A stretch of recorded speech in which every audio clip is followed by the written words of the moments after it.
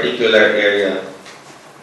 It's a difficult question to answer. Some brothers may be capable of more than one line. Some may be very capable. Fine, we can be open to it. Some may be capable only of one line and find a tremendous fulfillment in that line. And they don't feel like changing. Fine, there's no problem over there. That's just that it's difficult to give a direct answer on this question. If someone can deal with two lines, say he's good in computers and good also in social communication, why not? Why not? It's still possible. But someone will say, no, Father, I'm quite satisfied that I'm doing a wonderful job here. I don't need to change. Fine, carry on. There's no problem. So, it's very hard to say yes or no. You have to take the person as he is, take the situation, the needs, put them together and come to a decision. Well, he finds it hard to be accepted for ordination. It's already a perpetual profession. And there's a possibility if a particular cleric wants to be a brother, in my own thinking, I think it's not good. Because if the reason is he was not accepted for ordination, so after some time he decides to be a brother, unless it's really a real discernment that he realized that he's not for the ordination, so he wanted to be a brother. Now if the other side, we say the reason is he was not admitted for ordination, that's why he wants to become a brother, I'm thinking it's not very good for the brother. What do you think of the brother? Sure, It's a refuge. Now, if that really happens, is there a canon law saying that we can say, no, you can... Center around his motivations for changing over. What are his motivations? Because he was not admitted to priestly ordination? That's not a motivation. Because he can't study? That's not a motivation at all. Or for other reasons? There have to be some very valid reasons why he wants to become a brother. Signs that this is his vocation. What are those signs? If we don't see them, we don't have to admit him. Sure. This thing that was asked, if there is someone who really feels that he does not need all of this professional training, he would just like to come into the congregation in order to serve, to be available to everyone for anything that he can do, and he is of good heart, and he says, I want to be a Salesian brother. Is there still this possibility of opening the congregation to him, to admit him, if that is what he wishes? Most of us were saying, we are a congregation of educators, and he should be trained in something. But if he says, no, I really feel that I am called, is there still this possibility of opening this vocation to him? Without exception. So a man who wants to enter the congregation, why?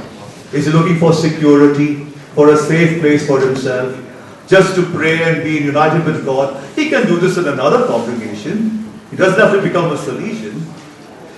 A Salesian is essentially someone whose life is given over to God for young people.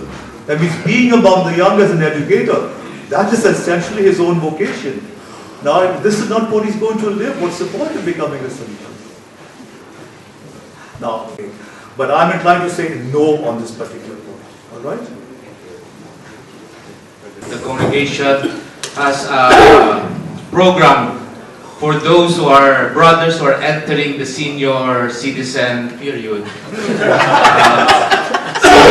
Practically, we can say they are no longer useful in terms of mental health and so on and so forth. My idea is all priests can still be significant in the apostolate in terms of the sacraments. But for the brothers, this might be a problem, as I personally started to feel, that when we... It's ongoing formation. It's linked with initial formation. And here is where we have to clarify what is initial formation. Initial formation is that each one takes responsibility for his own formation. He learns to think, to reflect, to dialogue with others, and there through that discernment with others to be able to find out what's the right answer and move ahead in life. That is formation. That starts from the very beginning. We have to create a mentality in everyone that each one is responsible for his formation and knows the methodology of forming himself. So that wherever I am, even later in life, course or no course, I can still carry on my formation. I can read books, I can talk with people, I can learn from them, I can pray. There's a lot I can do for my formation right throughout my life without going for a course. I think that has to be clarified from the very start. Does this take away courses therefore? No. Courses have their own value. Because in a short space of time, a week, 2 weeks, a month for instance, there's a lot of input which helps us to redimension our ideas, gives us a new way of looking at things which can help us after in this work of taking responsibility for our own growth. So a course has its own importance, its own meaning. But the regular work of ongoing formation is not done in courses, please. The regular work of ongoing formation is every day in the community in which I am. If I know how to make every moment of my day a moment in which I grow through my work, through my failures, I can learn from my failures, through my prayer, my interactions with others, all this is ongoing formation for priest and brother. That's just that this answer takes a bit of time to explain. It's a much bigger problem in itself. All right? Presentation. And this one, there's one stuck. I see it because there are some provinces. They are not able to apply the program for lay brother or just started to apply. How is your suggestion? There's if some brothers they finish the specific formation or they are starting a specific formation, but they do not have they do not get as a professional. How is your suggestion after maybe a specific formation? Okay. We can learn at any stage in life. So let us say a brother 45 years of age who has finished his specific formation, has never had any professional training. Can he be given some professional training? Why not? Supposing this brother is in a certain area and some training would help him to do a better job in that area, give him a chance. He would render much more that way in his apostolate. We should be open to it. Absolutely. Okay. Before I can do specific formation. Is that the question? I'm not sure. I wasn't very clear. Sorry, Father. What is this one? The obstacle here. There are some. I see there's some provinces because they do not apply the program for lay brother. For example, after if they do not have a profession or their bachelor degree. After post novice, they should have the training, and then they can use that profession for the practical training. But for the some province, even after post novice, they immediately go for practical training, and after practical training, they go for a specific formation. Really, they do not have a profession. In case the bachelor degree, some they finish specific formation already. How the province? How's your suggestion for the province can help the brothers, those who do not have professional, if they finish the specific formation? We are in August 2013. It takes time for ideas to sink. It will take time for a document like this to become known to all the provincials and provincial councillors and formation people and to change the whole program. It will take some time. We can't expect that as soon as it comes out, it's immediately implemented exactly like this it takes time. So I think we need to have a bit of patience to put these things into practice. But put them into practice is a must. This is part of the new program of formation for the brothers. But it will take time. I want to ask, the most of the brother was involved in the technical school, and I think this is a very special charisma of the Salesian, and the most of the formation in the school, I say all over the world, especially in Latin America, the brother had been formed in the Rebel Tango many years ago, and those are still the one who are going on. I was one of the last before there. There is some place where you want a job according to our tradition, according to our specific charisma, that it's easy for a young man to get a job, a place in the congregation, now that are prepared in this field. Bishops are making for the Slaesians to come to their dioceses is for technical schools. I know that in Africa, many bishops want Slaesians first and foremost for technical schools. Because we are one of the few congregations that has technical schools, sir. Just look around. I think in Korea, in Africa, in China, only because we need people for technical schools. So already I started. Ongoing formation is it part? No. No. Because I'm confused. You said that it starts right from the initial formation until the Salesian diocese and ongoing. Because there are specific programs, courses prepared by the congregation. But what, for example, if I am a missionary, there is a seminar in Rome for missionaries. What do you consider that? Is it an ongoing formation or specific formation, or what is that? Yeah. And the skills that you require for your work in the world for your later life. The knowledge and the skills. And so you're thrown into the job. While you do your job, you feel the need for updating your skills, updating your knowledge, and so you go for a course of updating. That was called ongoing formation in the 1960s. So in the 1960s, ongoing formation meant updating. But things changed. In the 1970s, we began to realize it is not possible in formation to give a person all the knowledge and skills he requires for later years, because things are changing so fast. By the time you learn skills, you're very somewhat outdated.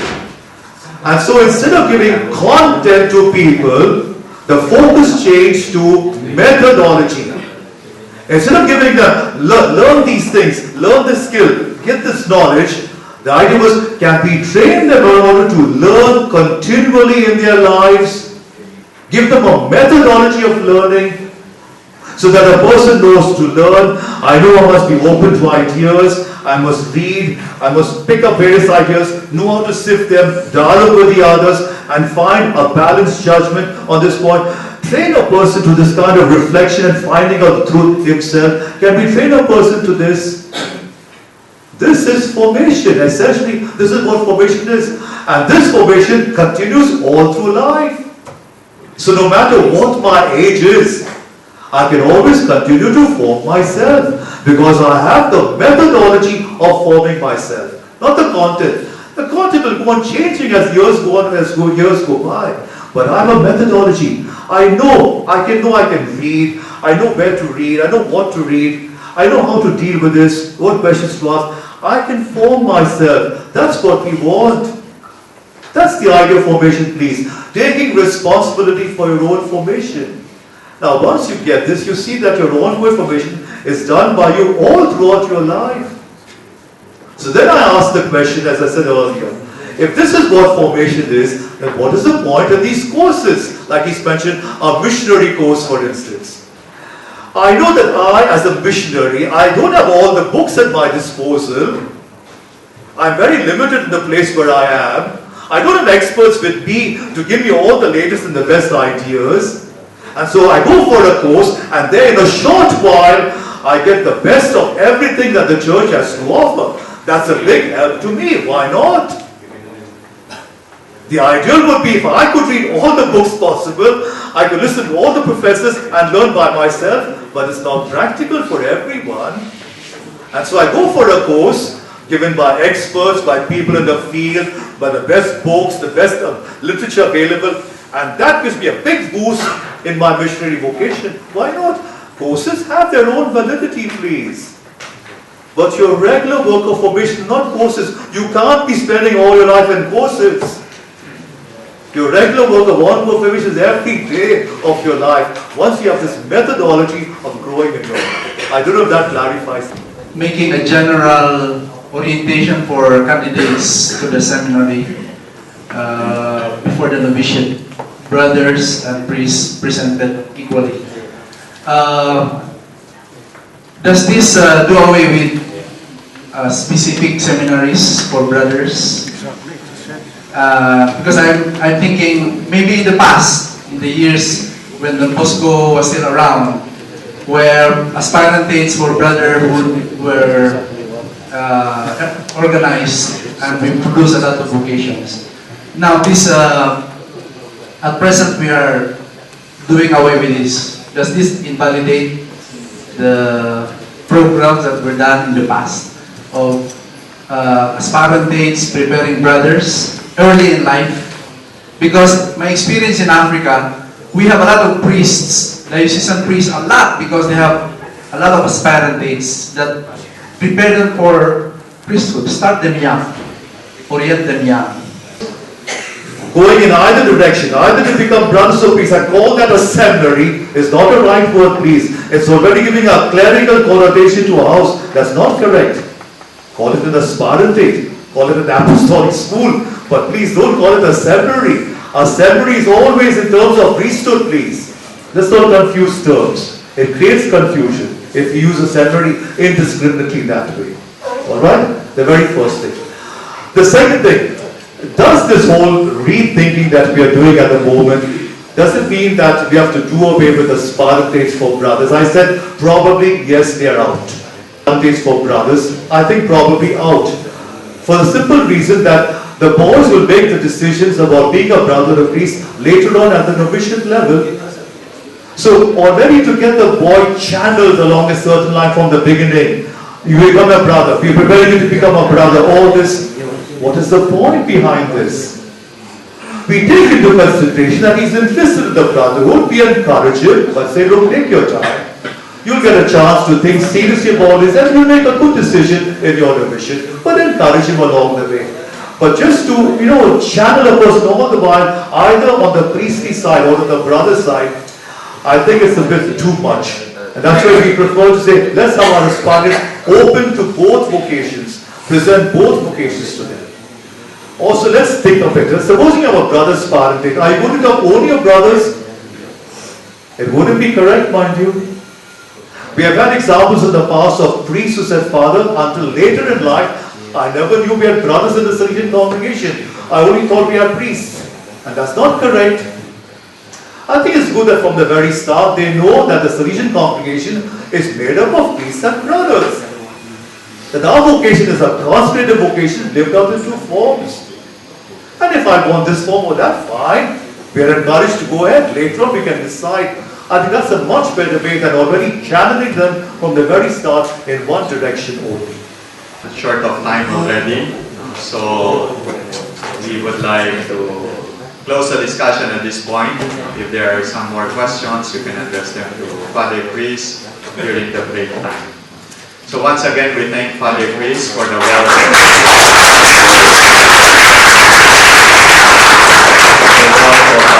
of information and experience that he brings with this presentation. So now we'd like to go for our break. It's 10:05. We'll be back here by 10:20. And then accommodations, Now, of course, the Europe can help assist us. Since they will not travel, they could give us part of their travel fee. That's the only thing needed. I believe that if you want to bring this brother Congress closer to where it is also dying, but there is still life among the brothers there, it is this region that can go in 2015. And then I will propose 6 years after that in Cebu, in the 500th anniversary of the Catholicism in the Philippines. Batulao 1986 and then Huahin in 1991. And we realized that the proposals vary from 3 to 6 years duration. Okay, it was only in Cambodia that we resolved to have it after 6 years, but it took longer by 1 year more. Okay. So I guess whoever will be the next regional will have to push the provincials, and the provincials will have to push the regional regarding when to remind so that we can have it on a regular basis. The other proposal was for the encounter, okay, talks, but also in terms of presence. The third resolution was in Huahin 1991 is let there be a delegate coordinating, monitoring the Salesian Brothers' affairs in the region. So this is the reason why Father Francis invited me to be part of the EAO formation mobile team, so that there is a brother who can follow up our concerns. Okay. And then from China, Thailand, Vietnam, and East Timor, there was this resolution to request for the specific formation of the Salesian Brothers either in India or the Philippines.